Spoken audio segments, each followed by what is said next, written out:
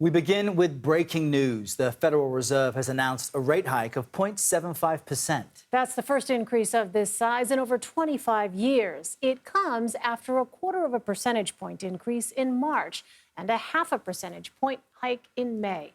The Fed is trying to get rising inflation under control. Fed Chairman Jerome Powell spoke about the need for this hike at a press conference after the announcement.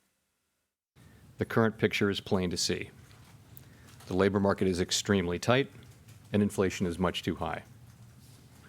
Against this backdrop, today the Federal Open Market Committee raised its policy interest rate by 0.75 percentage point and anticipates that ongoing increases in that rate will be appropriate. Joining us now is Ed O'Keefe at the White House and Stephen Gandel. He's the news editor for the New York Times DealBook. Stephen, help explain what this rate hike means now for everyone. Right. So far, right, we went up. We're basically doubling today, right? Interest rates had been moved up 75 basis points, and now we have 1.5%, right? And the hope is that these You're saying total. Total, right? We added 75 to 75 we had before. So the hope is that this will slow price increases, but it hasn't yet, right? So we haven't seen that. We see demand still going on. Jobs are still strong. This is good, right? The one thing where we have seen is we've seen a significant move up in mortgage rates. Mortgage rates were like 3.5, the 30-year mortgage rate fixed. Now it's about 6.3. So it's almost doubled, and that's kind of what we expect. It's not what normally happens. Normally the Fed raises slowly and mortgage rates slowly, but they've indicated they're going to be so aggressive that bankers have just moved it up. So we've seen some effect in the housing market, but in the rest of the economy, we haven't seen much yet. So, Ed, I'm wondering for you, this is a midterm election year. We know that this is something, as you know, the president has been talking about, trying to really illustrate active measures being taken as best he can, that, in fact, his administration is being proactive in trying to tackle this. What's the reality here, though? When you look at sort of the factors, the geopolitical considerations, what is it that officials there at the White House are telling you about their tools available to try and tackle these rising prices? Well, what the president would say, what his aides would say, is they've essentially done all the big things they can do to try to drive down prices, or at least create the perception that prices are coming down, whether it was tapping the Strategic Petroleum Reserve earlier this year to get out 1 million barrels extra a day to try to stave off the lack of supply from Russia, a modest and not nearly enough contribution to daily oil supply, whether it's doing things like allowing for the sale of ethanol or E85 gas that you see in many gas stations across the country, which is cheaper, but also not as great for the environment through the summer, because it's a kind of gas that can sell for about 10, 15 cents cheaper, depending on where you're buying it. Then it's things like, pushing Congress to pass legislation that would drive down the cost of certain elements of health care, or make child care more affordable, or, allow union rules that, in essence, would allow people to keep more take-home pay. Those are the political things that are more argumentative, that can be discussed in a midterm election vacuum, but don't necessarily happen right away. What needs to happen right away, the White House has argued, is the professionals down the street at the Federal Reserve have to do what they've just done, and then hope that it's perceived by the markets, by investors, by markets overall as a good move, and one that can help try to control this. But you've heard the president say, and this has been an adjustment in his own rhetoric, this is something we're going to live with for a while. And if you look at the early indications here in the statements from the Fed, they see this now going into 2023. They see economic growth stunting this year to just under 2%, which is down from a just over 10% estimate they had back in March. And those are things that are going to rub off on the president and on congressional Democrats if dollars and cents and the cost of things remain so top of mind as they go into the election season in November. And so, Stephen, why didn't these experts down the street, as Ed describes them, see this sooner and take actions earlier?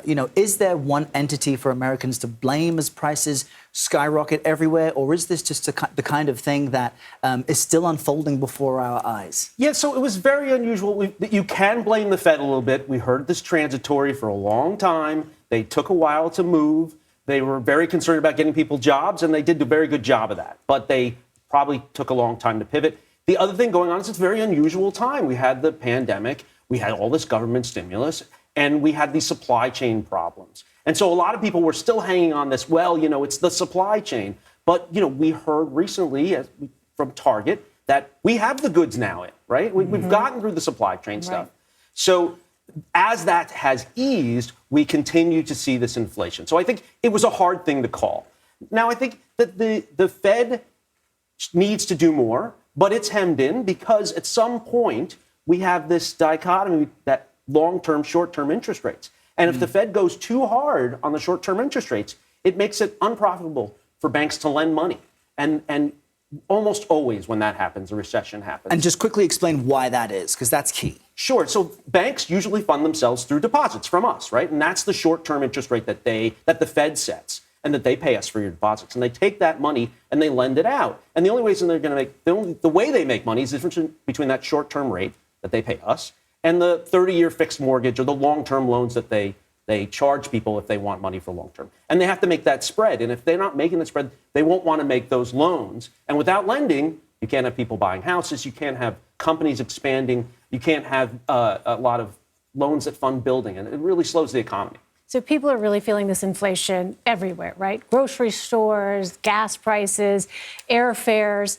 And they're also seeing it in their 401ks this past week, right, with this market volatility. What does this announcement today by the Federal Reserve do with respect to the markets?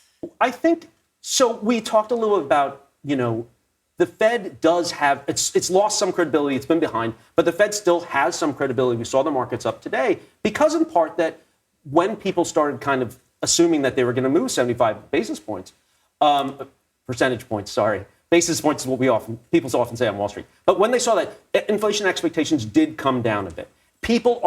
Investors are very worried about inflation. Inflation is a killer to long-term gains of companies. And so I think, and it looked like it will, I think that as the Fed gets more aggressive, right now, while the economy is still strong, that will be good for the stock market. The problem is, as they push, we get into an area where maybe we're going to see a recession. Maybe we're going to see a hard landing. That's bad for the stock market. Can I just ask you to explain that a bit further? Because, you know, the volatility on Wall Street can feel very disconnected sometimes for everyday Americans, right? And they wonder, why are these investors so nervous about, inflation? Can you explain that connection between what it is that companies view when they see inflation on the horizon lasting longer than perhaps they thought it would, what they think they're going to do because there's a pullback that happens, right? Right. So I think you have to kind of go back to the beginning of the pandemic and also realize that the economy and Wall Street, they're related, but they're not the same. Right. Okay, so at the beginning of the pandemic, we had everyone stuck inside. When the market did go down, but we had everyone still stuck inside. The economy basically closed, and Wall Street took off. Because the idea was we kind of knew Washington was going to come to the rescue. We kind of knew that the pandemic eventually, it took longer than we thought, would be over. And so the Wall Street stocks started going up on an amazing run while we were still stuck inside, right? Now we're at the point where we're out. We're spending, the economy's good, and Wall Street's falling off a cliff, and it doesn't make sense. But Wall Street's very forward-looking, and when they see when investors see a very, very hot economy, they say this can't continue. It gets too hot. It's not Goldilocks. It's too good to be true. It's too good to last. Good to last. And what that means is higher inflation, higher interest rates. And when you buy a company like Netflix or Google even, or any kind of startup, you're betting that they're going to have big profits down the road. Those profits are worth less if they're going to be eaten away by interest rates and inflation. So, Ed, because what's so interesting about this is there are some positives to what's happening. There are some reasons to be nervous and anxious for the Biden administration. How can it really play this when, in reality, there's only so much it can control? Is there a sense, Ed, that there is a little, I don't know about panicking, but a sense at the White House that this will cost them come the midterm election? Oh, I think they fully understand that this has the potential to cost them in the elections. You could look at even some of the results last night in places like Texas, for example, where they've been in charge of a congressional district that went Republican last night, in part over issues of bread and butter, dollars and cents. And so they know what is potentially coming. But they will likely cite what the Federal Reserve cites as well. And it's an argument the president's been making. Let me just quote here in part from what the Fed just said. Overall economic activity appears to have picked up after edging down in the first quarter. Job gains have been robust in recent months, and the unemployment rate has remained low.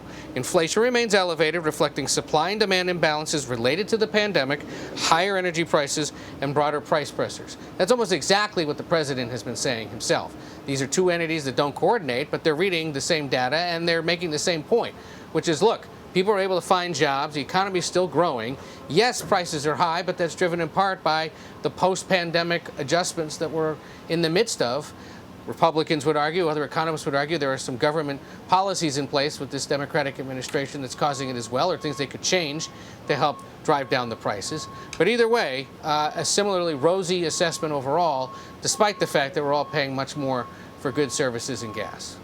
Well, it's great to chat with you all about this. On this breaking news, the Fed announcing it has increased interest rates by 0.75%. Ed O'Keefe and Stephen Gandel, we appreciate you both. Thank you.